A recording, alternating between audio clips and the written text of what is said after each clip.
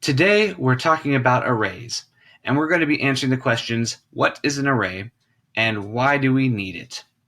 So first, let's start with something we do understand, and that is variables that store individual elements, like strings.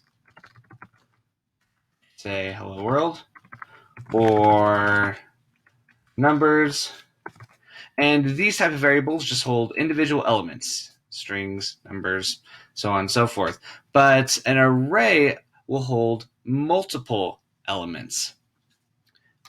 So an array, how we define it, how we show it, is we do variable, or var, give it a name, equals, and an open and close bracket. Now, what we've just created right here is an empty array. And specifically, we've created it using what is called an array literal. That's this. There's another way to create arrays, but we're not going over that today.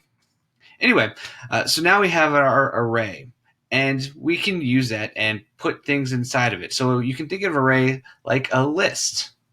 So let's put something in our array. If we were to put the string red into our array, now we have one item on our list. And unlike our variables up here, our string and numbers, where if we were to add more to this string, like this, say, how are you?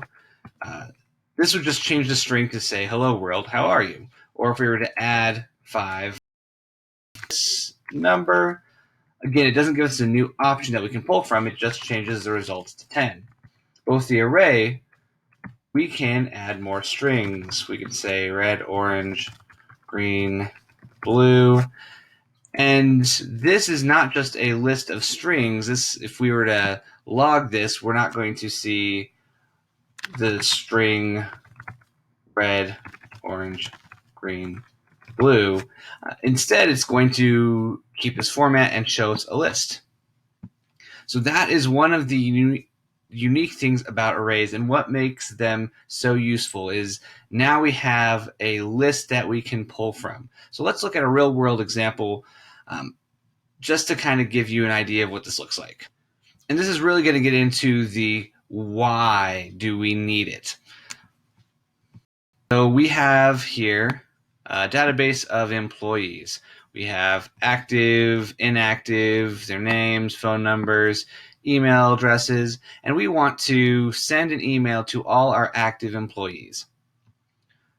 So to do that, if we don't have arrays, I have a script here that I've already written up. We're not going to go through writing this. This is just kind of to show the concept. So here we go.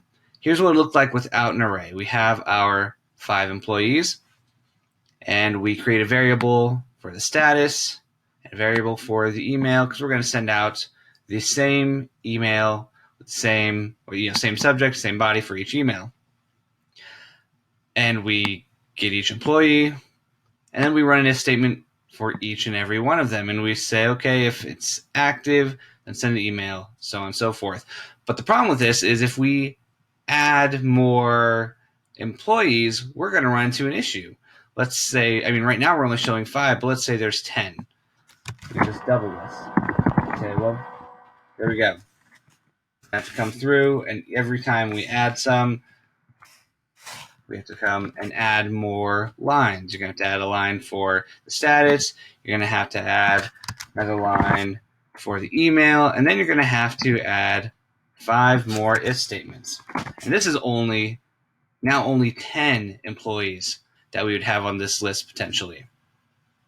And you can see overwhelming and difficult to track. Now imagine if you have 50 or 100 employees. It's just not manageable. So what does this look like if we're going to use an array?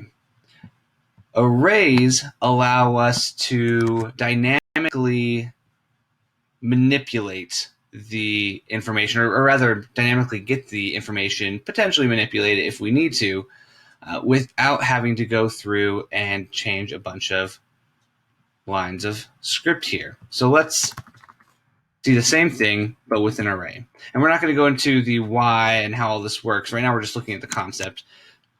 But with an array, this is our script. Whether we have 1 employee or 1,000, it is only 10 lines, 11, 12? There we go. 12 lines of code here, regardless of how many employees you bring on to do the same thing. And that's because we're using an array. We grab all the values and then we loop over them with a for loop. We do an if statement just like we did an if statement for all of these. And if that if statement is true, then we send the email. So I hope that gives you a good idea of the power of an array and why you need to use an array versus hard coding everything, as well as hopefully explains what an array is. Leave them in the comment section below. Like and follow my channel here, and we'll see you next time. Thanks.